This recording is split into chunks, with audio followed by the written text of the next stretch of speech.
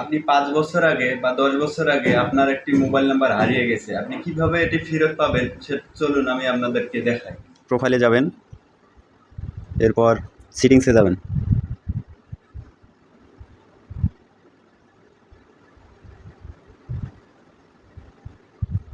এরপর password and সিকিউরিটিতে আসবেন। এরপর ইওর ইনফরমেশন অ্যান্ড পারমিশনসে যাবেন। এরপর অ্যাসেস ইওর ইনফরমেশনে আসবেন,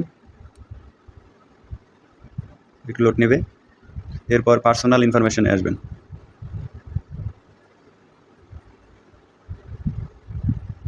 এরপর ইওর অ্যাড্রেস বুকসে আসবেন।